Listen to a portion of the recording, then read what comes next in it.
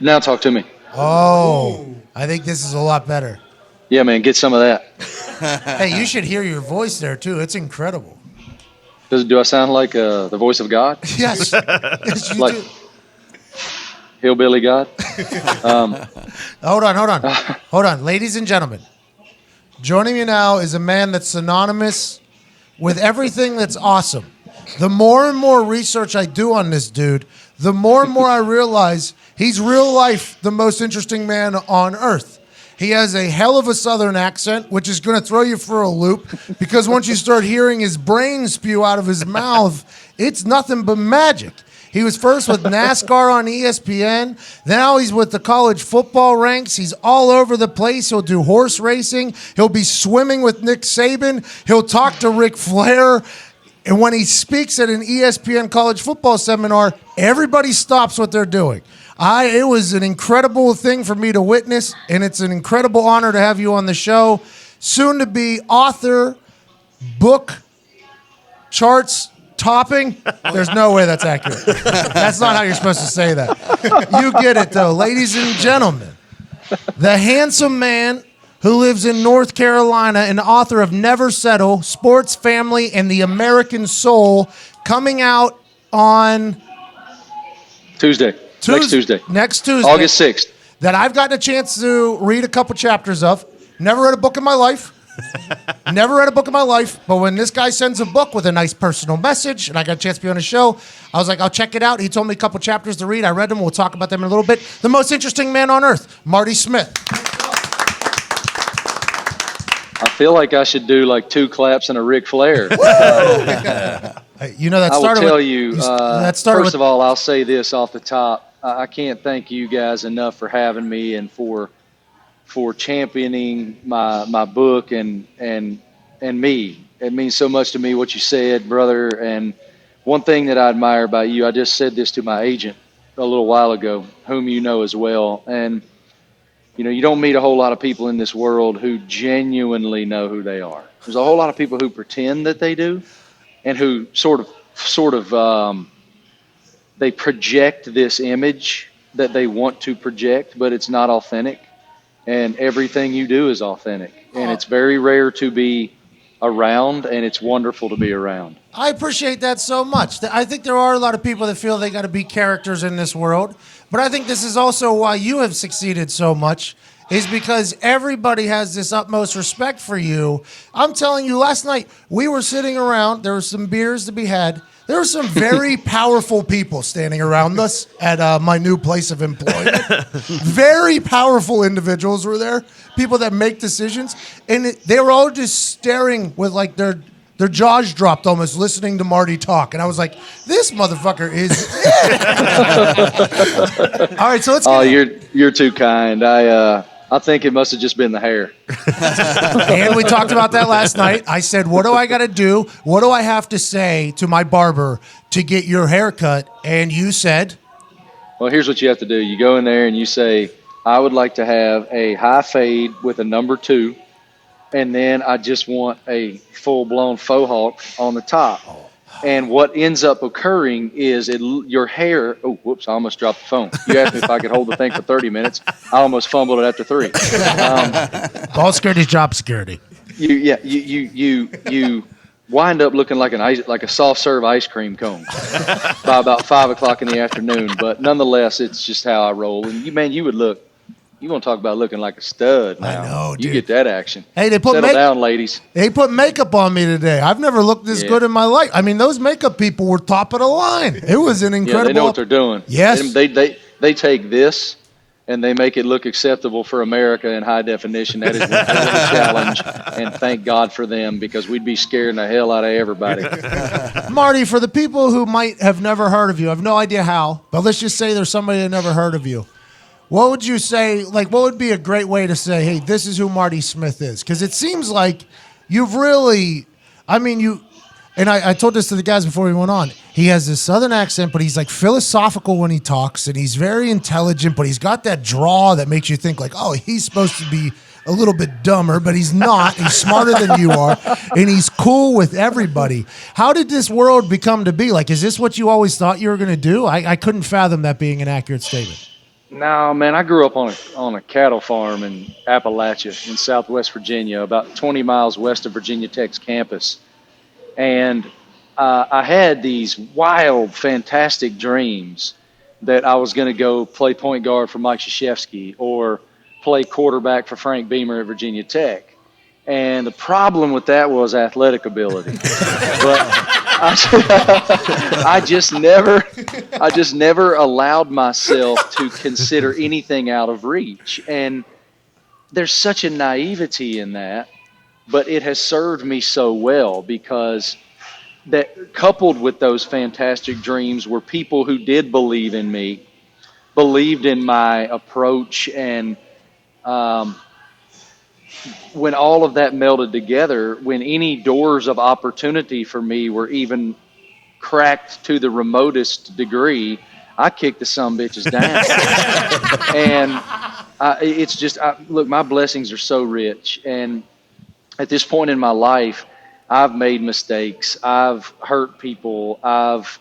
There's things I want back, but I've been afforded this grace that has, at this point, resulted in what I believe to be the best version of myself. It's someone who's empathetic and someone who tries to be kind and work really hard and champion other people and love his wife and be a good father and a great friend. And I hope that's a decent way to describe me. Yeah, it absolutely is. And obviously you would know better than me, but it seems as if that's the case. You come in with NASCAR, with ESPN. That's kind of, I think, how you got your big break. Then NASCAR goes to Fox. ESPN and Fox were thinking about trading you to another network, which is insanity because you were like the voice of NASCAR at the time. I didn't even know that. I didn't even know you could. Did you know we could be traded? I get this phone message at my house in Charlotte, and it's an executive, and they're like, "Hey man, you're gonna see some things on the internet. Don't believe it. None of it's true." And I was like, "Damn, what did I do?"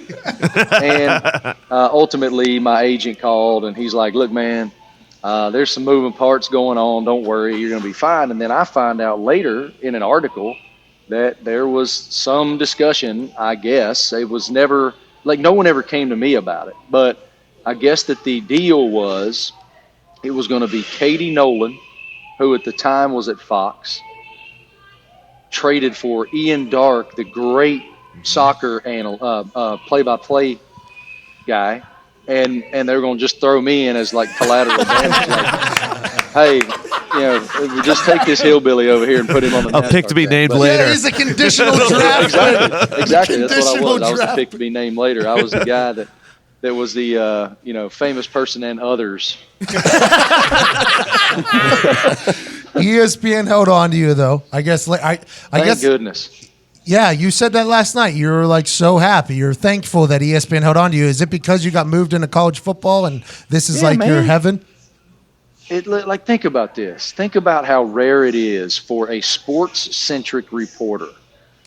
All that I had ever covered in my professional life for 17 years at the time was auto racing, and I loved it, and I had tremendous passion for it, and I still do.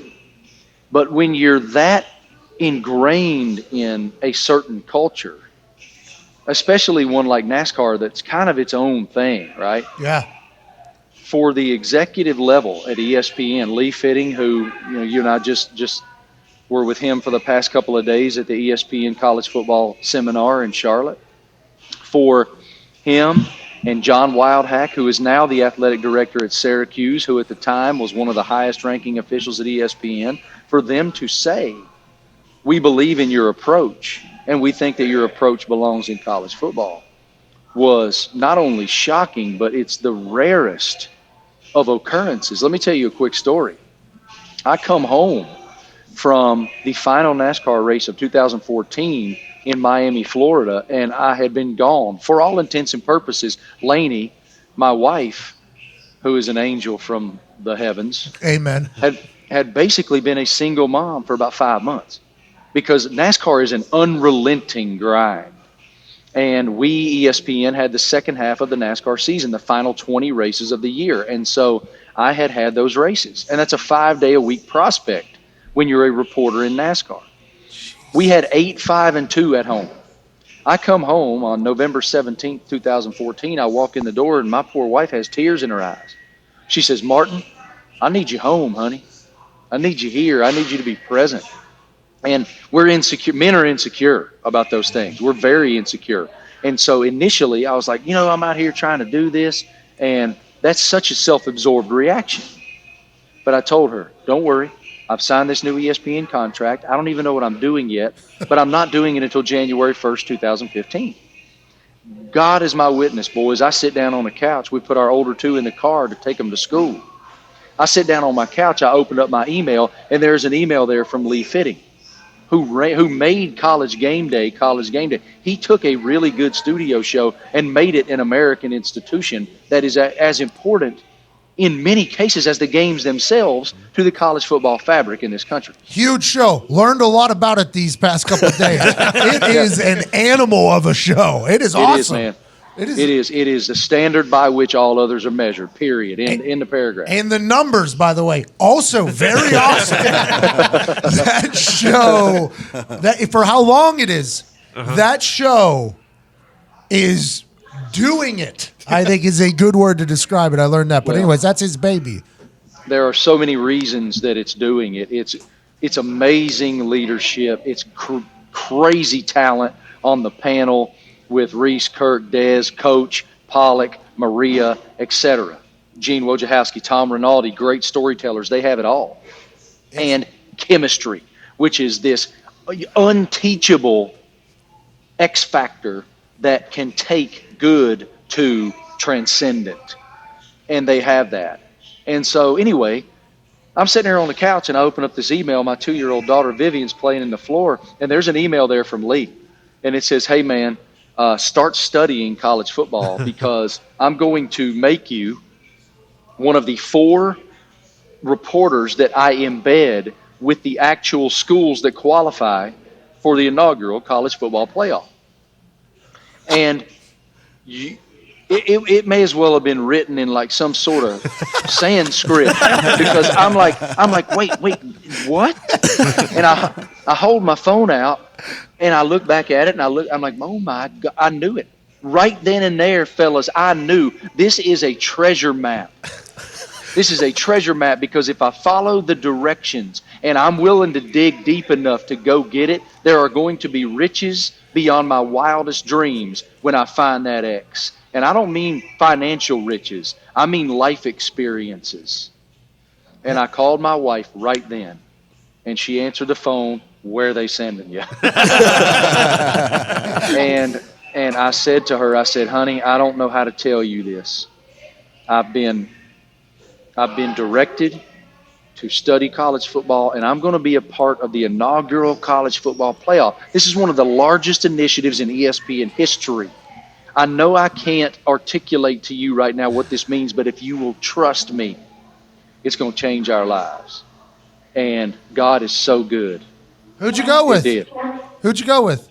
The Ohio State Buckeyes, who, by the way, won the national championship. The Marty bump. Dude, I got another great story about that. Hell yeah. That's all we got here. So they dropped me in Columbus, Ohio like an alien from Mars. I am this country boy. What are you NASCAR wearing? guy. What are you wearing? Are you wearing like shit kickers or are you like dressed up in a suit? Yeah, I love cowboy. I mean, I'm a sneakerhead, big time Jordan guy. I saw those last night. They were nice. Yeah, man, I'm a big Jays guy. But I had on some cowboy boots and some jeans, and I had on what I thought at the time were nice suits, but I was incorrect. And I've upped my suit game quite a bit.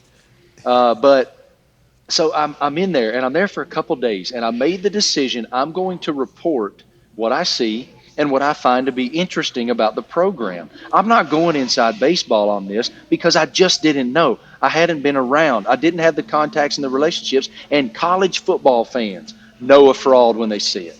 Oh, I'm fucked. Let's go Mountaineers, right? Hey, no homers, bro. No homers. Take it easy. But actually, you know what? Check it out. Look what I'm wearing. Hey! Did Huggy send you that? Did Huggins send you that? one of my best buddies in all of college sports is Steve Beer. He was until very recently, Huggy Bear's equipment guy for the basketball program. Oh, I think I follow him on the Twitter, I think. Yeah, he's a phenomenal human being. He's now moved to Nashville because he's getting married, and his future wife is a real big wheel at one of the Nashville record labels, and so she wins. So I am Attaboy, Steve. I'm in Columbus. Yeah, right, no doubt. I'm in Columbus, and on day 3, the sports information director comes over, and he's like, "Hey, Marty, you should probably meet Urban." And I'm like, "Oh yeah, hell, I guess I should meet Urban." So we go into Coach Meyer's office, and I shake his hand, and I say hello, and I'm like, "Hey, man, I'm not gonna get in your way. I'm gonna report what I see. I'm not gonna be a nuisance, whatever." He goes, "Man, hey, if you need anything, ask Jerry. If it's important enough, he'll bring it to me. We'll figure it out." All right, awesome. Thank you, sir. That's it. They end up winning the national championship. I'm with them for this entire ride. Here's where the story gets good. Fast forward one full year to the Clemson-Bama 1 national championship in Phoenix, Arizona. Okay. Coach Meyer, Hugh Freeze, and Brian Kelly are guest analysts for College Game Day at the national championship. I am, and we have this workroom in the University of Phoenix Stadium. I think it's now something else, State Farm or somebody else sponsors the stadium now. Anyway, that's an aside. Yeah. I am running in and out, doing all these live shots for all these different shows about the national championship. I come in from one live shot, I get grabbed around the shoulders. I look up, and it's Coach Meyer. He goes, "I need to talk to you." And I'm like, oh Lord, okay, what's up, man? I can talk right now. He goes, "No, I can see you're thrashing. When you're done, just come over here. I'll be sitting right over there. Just come talk to me." "Yes, sir." I finish up. I walk around this couch. I take a knee like I'm in a hurry. Take a knee right beside Coach Meyer. And I said, "Hey, man, what'd you need?" He goes, "I feel like I need to tell you something." And I went, "All right." He said, "You remember when we met?" I said, "Yes, sir, I do very well. You were very, very kind to me.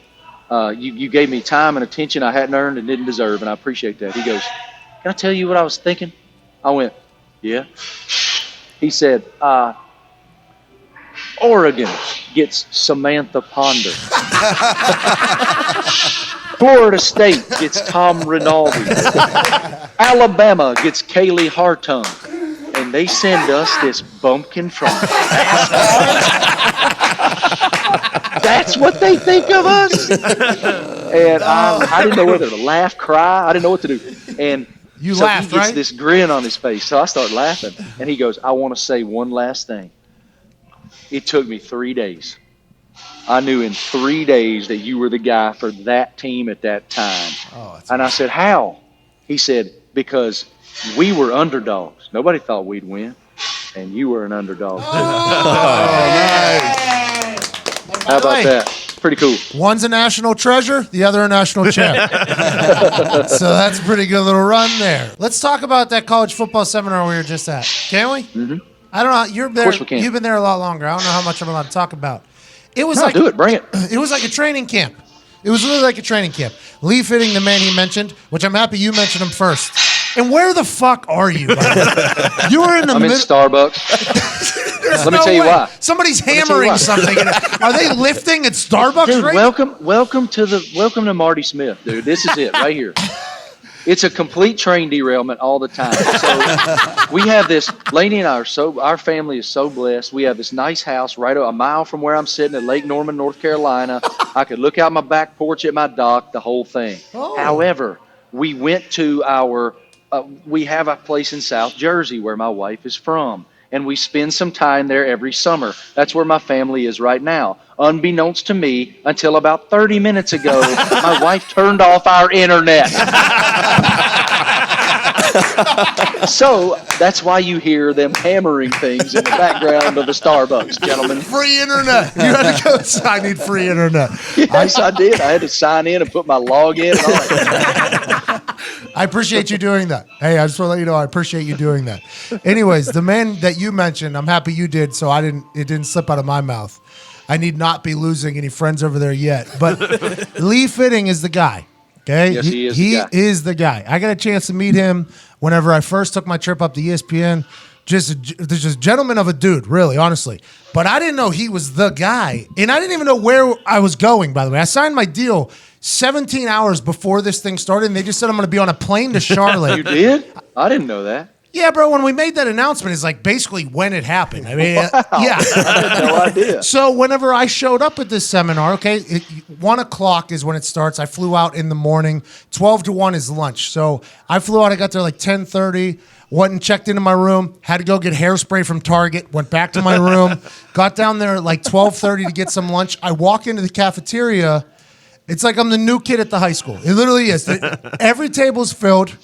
And nobody's even everybody's having their own conversation. So I literally looked around. I was like, well, I ain't fucking doing this for sure. I am too old to be doing this bullshit.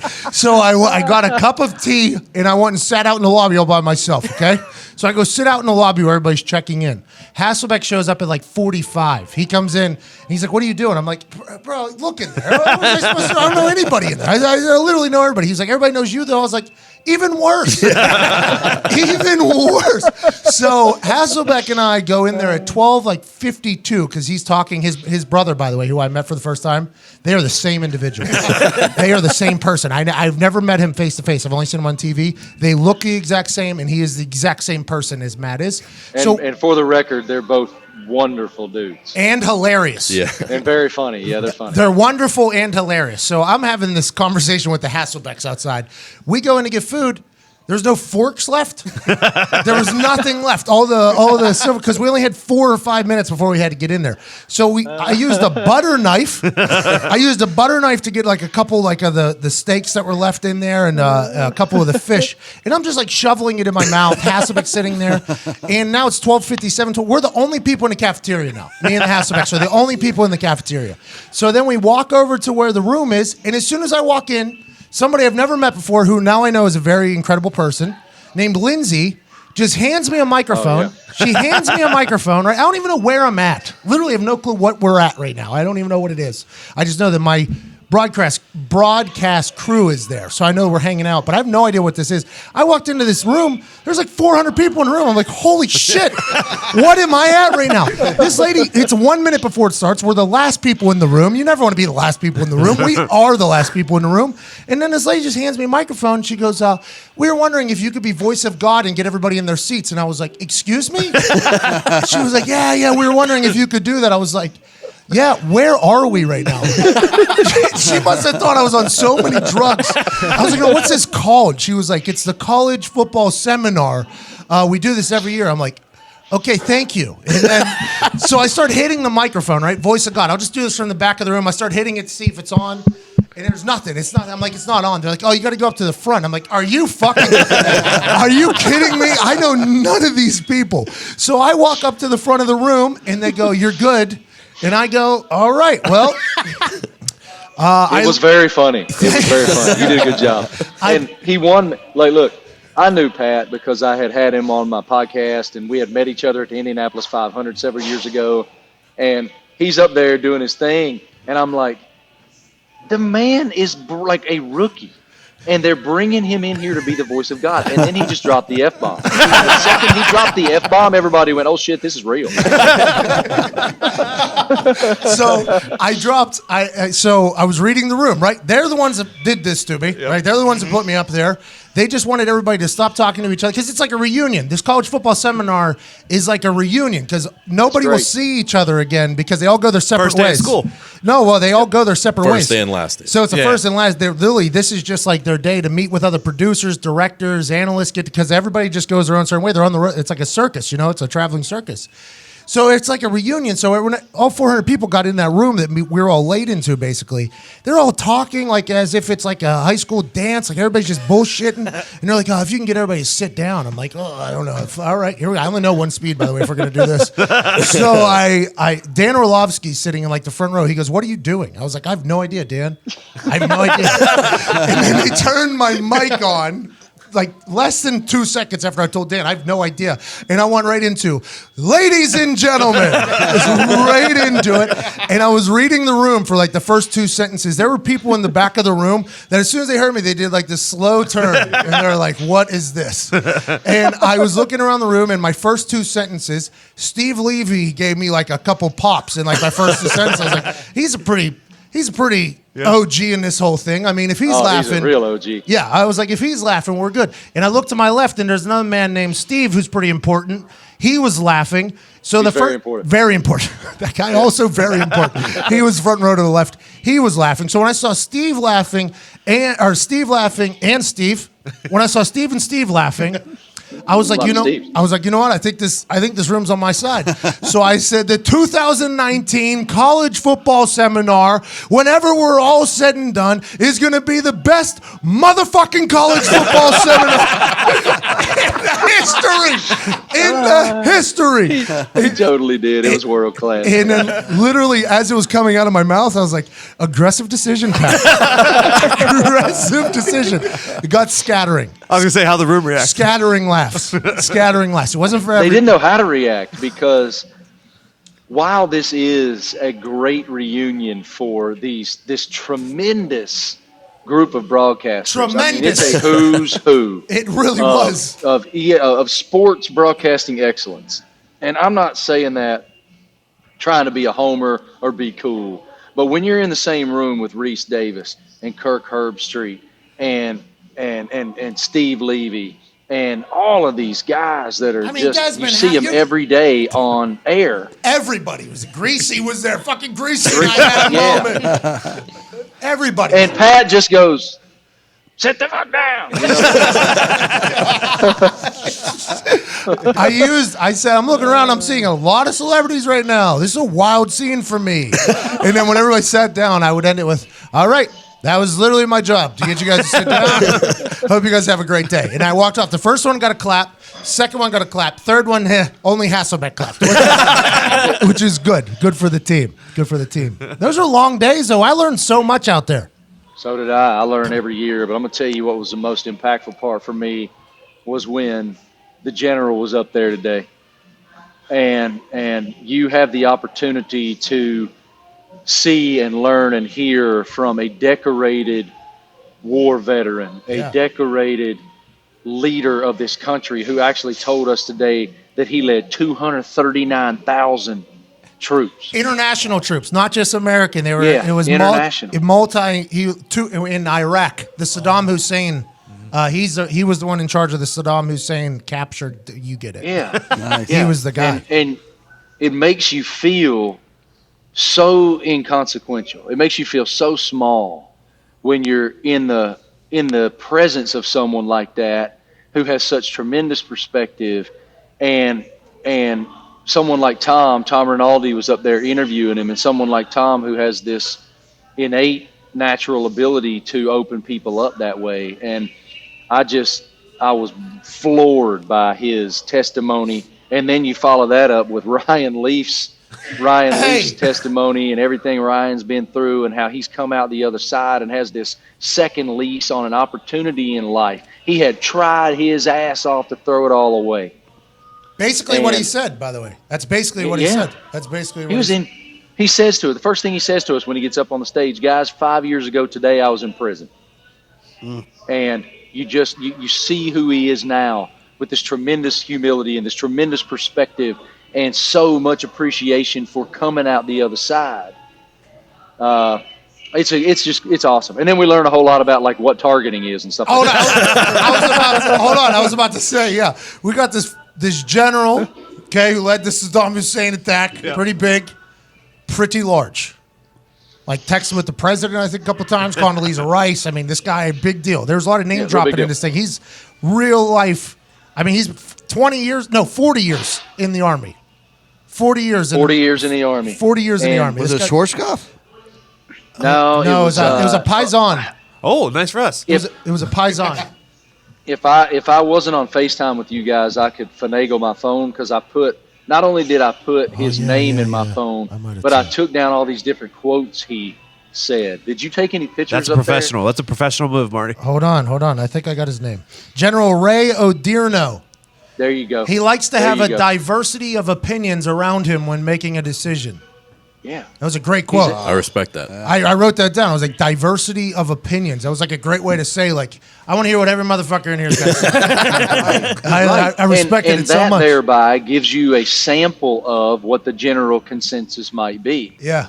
That's what leaders do. Great leaders have the ability to delegate. Great leaders have the ability to listen to the people that they employ to be that level of voice in their ear and their conscience. And I asked him today, one thing I wanted to know was, when you are in charge of so many people and so many landmark, honest to God, life and death decisions on a daily basis, when you get back to the rack and you're looking in the mirror, brushing your teeth at night, what is your message to yourself? Oh, yeah. What is that self-accountability?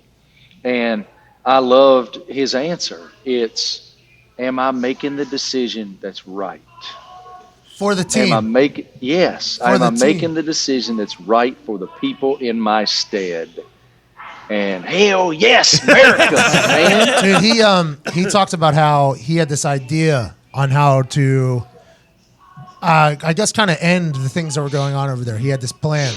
And the guy that was in charge of him at the time did not agree with it.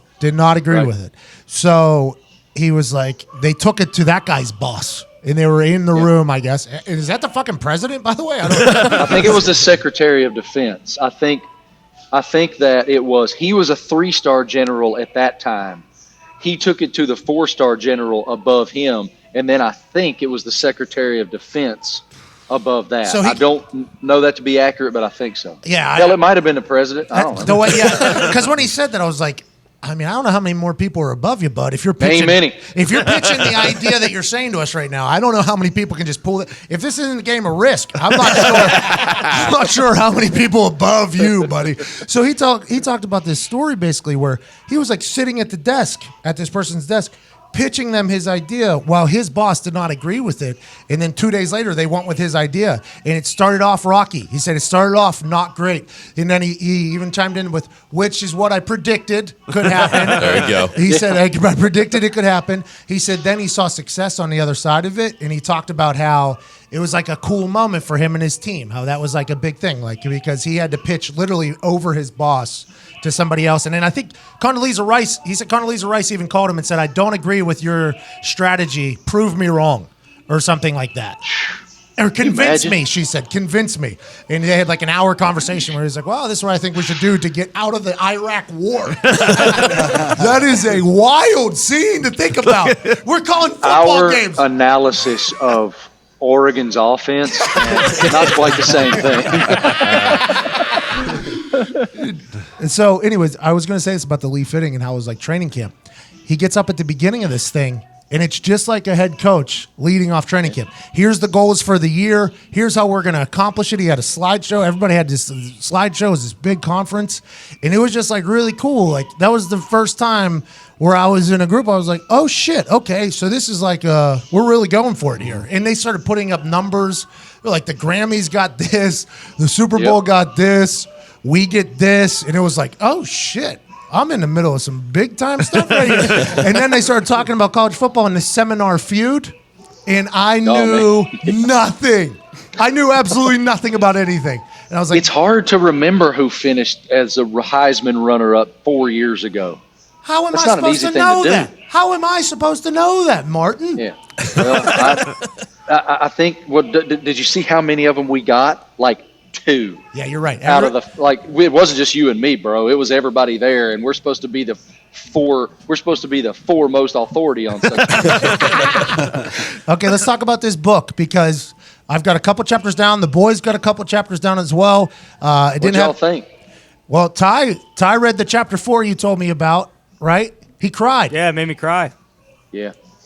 Good stuff. She was so the chapter that the fellas read, was about someone who had just an indelible influence on my life. I was covering the Special Olympics World Games in 2015, and my job was to embed myself with the U.S. athletes and learn some stories so that I could share those stories on the globally broadcast opening ceremony, which is a 3.5-hour live broadcast. And I'm walking around in the track stadium at UC Riverside, and it is a buzz, just like on fire with excitement, because these are athletes who've been told, you can't, you're not good enough, you'll never, their whole lives. And guess what? They were. Yeah, hell yeah. And so there was all of this joy in the air. And then I met an athlete named Olivia Quigley, and I will tell you, I would love to tell this story, but I want them to read it. It's a great tale. Basically, she's unbelievable. Yeah. She was. I will say this: she was a global movement as someone who was autistic and just had such an unbelievable influence on me and my worldview. I carry her with me every day. And you meant a lot to her as well, which I think if you read the book, we'll find out. And I think this is the interesting thing about you. Is it your curiosity that kind of leads you into all of these friendships that seem to be outrageous?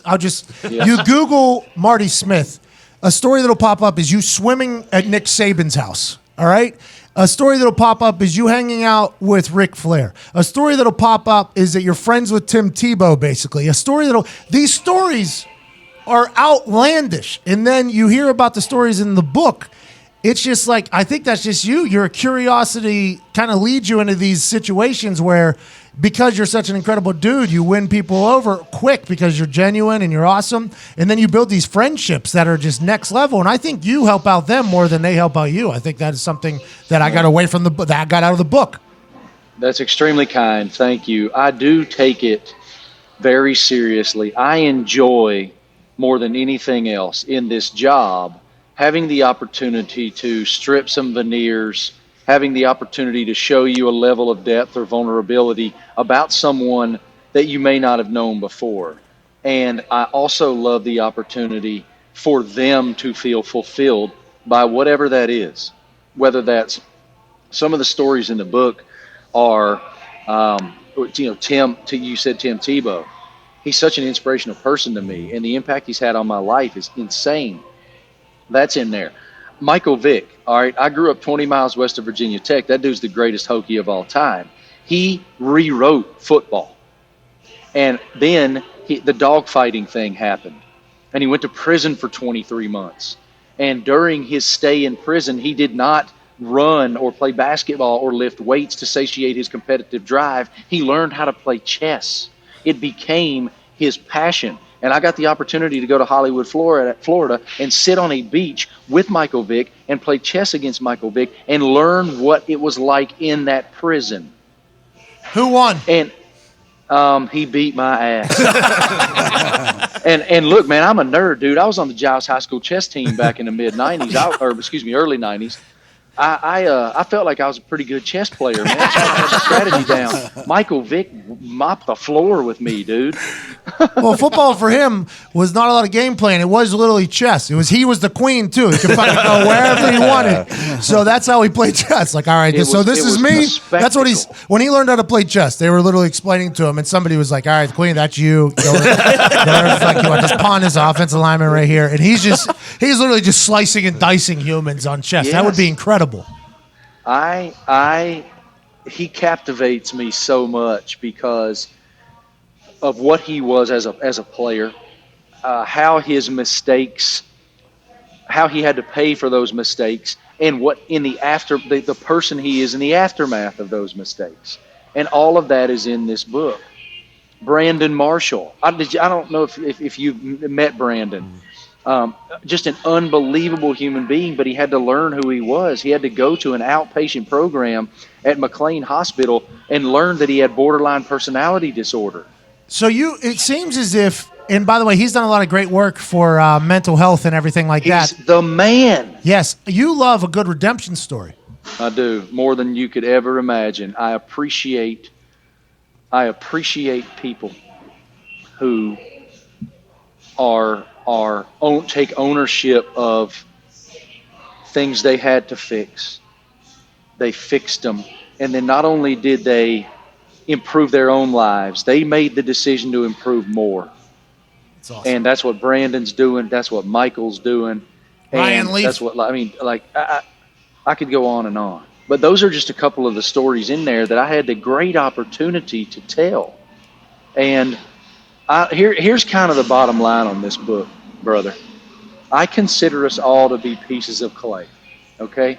And every acquaintance in your life, every relationship in your life, every triumph, every failure, every crushing blow, every euphoric moment of joy, pinch at that clay. Some of those moments may just take a little tiny bit. Some may just rip out a whole rib. But what they all do is they reshape the person that you are and who you're going to be moving forward. My new relationship with you is very inspiring to me because of what I said earlier. You don't give a shit about what someone else may perceive. You are you. And I've only met a select handful of human beings that are that self-confident. I believe that self-confidence and humility walk hand in hand. I think that insecurity and cockiness walk hand in hand. Oh, shit.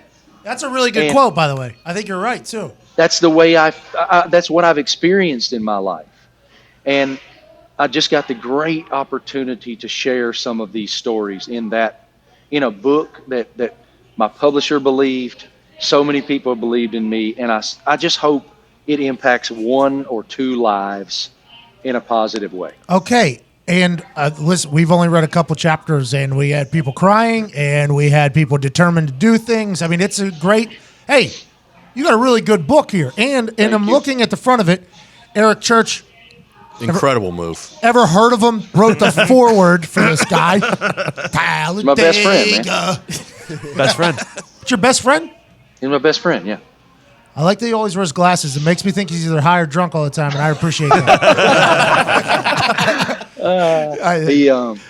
There are very few people in my life who have inspired me to the degree he has. And the story that he wrote in the foreword of the book meant more to me than I could ever articulate. It made me belly laugh, and it made me ugly cry because it encapsulates our friendship more beautifully than I think I ever could. He and I have experienced the most euphoric of highs, and we have experienced the most guttural, crushing lows together. And we have walked through that hell together. And I adore him. That's awesome. I do. He is a very, very special human being. Talented guy, too, just like you. I assume that's why you guys hang out. But with that being said, speaking of talent, the Eric Church thing is very awesome. I mean, that's a. Is that a power move, fellas? Yeah. Oh, forward by Eric Church. But what I was going to say is there's no other names on this book other than Marty Smith and Eric Church. You actually wrote this thing. It's not like you had every single word. So you didn't have now listen, No. This is something people have pitched me books a lot. They're like, this is what'll happen. We'll come in, we'll sit down, I'll interview you for like 3-4 hours. I'll go write a part. I'll come back another 3-4 hours. I'll write a part, another 3-4 hours. Then you have to read through the whole thing and correct my mistakes. I was like, I'd rather just write it my fucking self than do what you just said right there. But that's how, like 4 different people would pitch me that, right? 4 different authors. And I think that's how most people do their books. Here, you wrote this book, every single word. That's awesome. That is absolutely incredible. How was that process? Thank you. It was liberating. I am a writer by trade. That's what I studied in college. It was my profession for the first 7 years of my career, professional career, before I fell into television. And so the very first day I sat across from my publisher, 12 books out of New York City, they broached that. Who do you think you might want to write this book? And I looked over at my agent, and I'm like, what is he talking about? I'm writing this damn thing. And fortunately, Dave Larabelle, who is the book agent for CAA, who helped me put this together, he looked at Sean Desmond, the publisher, and said, line by line, this guy's as good as you'll read. And that was a great endorsement by Dave. So I went to work, and I was just stupid enough to think I could write it during football season. I like to be a present father. I like to be a present husband. I like to be immersed in my family's day-to-day. But so I thought, okay, airports and hotel rooms, I won't have that distraction. Easy. I'll be the last damn thing you want to do after a college football game is go write a book. But I will tell you, gentlemen, I managed to pull it off. In fact, I left the national championship game in Santa Clara, California, the morning of January 8th, 2019, flew home, kissed my family, got back on another airplane and flew to Manhattan and holed myself up in the publisher's office for 6 days so that I could finish it on deadline. And here's the thing about writing. Hold on. You hold yourself up in there, okay? I'm imagining a beautiful mind where there's just like it's like giving me too much damn credit. but I'm thinking there's like trash on the floor, scribble it up, do it again, like pieces of paper like thrown down. I'm thinking like there's maybe some empty drinks around. It's just like you're like locked in like a mad scientist, like not going to leave until this thing's done. Is that accurate? Yes, to a degree it is. That's hilarious. Yeah, I will say to you, the creative process is an interesting one. Some people will go to their cabin to write their record. Some people will go to. I'm fascinated by songwriters. Me too. I actually have a song that I wrote in those pages. Right in here. Yeah, right in those pages. All It's right. called Out Like That, and it actually was. I was inspired by. Remember when Marcel Darius blew up Colt McCoy in the 2009 BCS national championship game? Oh, yeah. He had like a numb thing happen to him. Like Yes. Yeah. It was inspired by that moment. Really? The song was, yeah. How's that work out? What do you mean? Because I was texting with Eric, actually, and I said, hey, man, you ain't supposed to go out like that. And he's like, dude, that's a song. And so I just started kind of putting thought processes together, and all of these people who did not go out the way they should have. Jesse James deserved to face that gun. Number 3 deserved one more race won. Those towers in New York deserved to stand. Lane Frost deserved one last go. Cobain deserved one last show. I deserved one last day with my old man. Oh! It's got chills. Yeah. Read it. It's all in there. That number 3 line. Hey, Yeah. Hey, I got a little choked up in there, man. Yeah. It's just, like I'm just fascinated by great writing. And so the creative process can be interesting. Now, I'm not going to lie to you. There's a lot. Oh, I almost dropped you. You still there? My bad. So a second fumble. Golly, man. I'm like That's all right. Ernest Biner. Was it Ernest Biner that fumbled at the goal line? Yeah, but you got to remember, they only have the ball for like 6 seconds at a time. So an hour in, that's like 100 fucking carries. You have 2 fumbles and 100 carries. That's not terrible. You know what I mean? We can get you into the pros with that.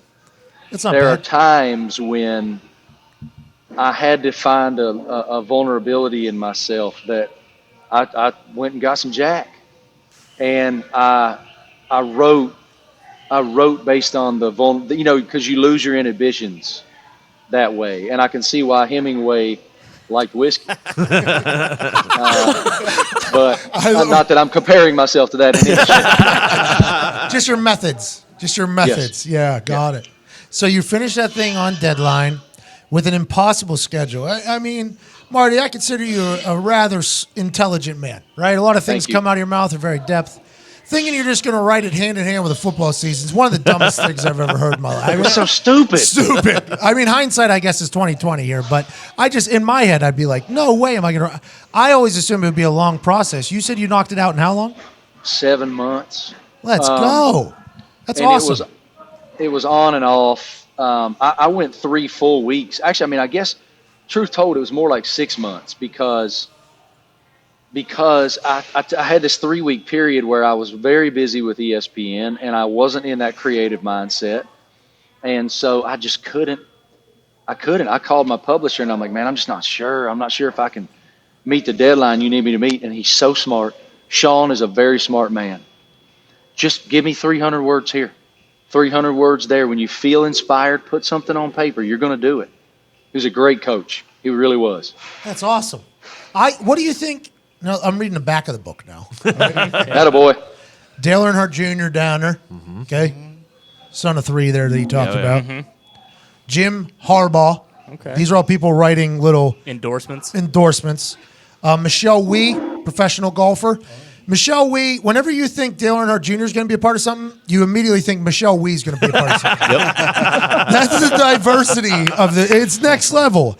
And then Tom Rinaldi, which very similar to Jim Harbaugh type of human. But that is the type of, you relate to everybody, man. You literally relate to everybody, let alone Eric Church being there. I'm excited to see the reaction to this book, man. I think it's going to be awesome. I have not read it all. I will not say I've read it all, but the parts that I've read, and remember, I didn't even read the Bernstein Bears or whatever the fuck they're called. I didn't even read that as a kid. You couldn't get me to get through a book.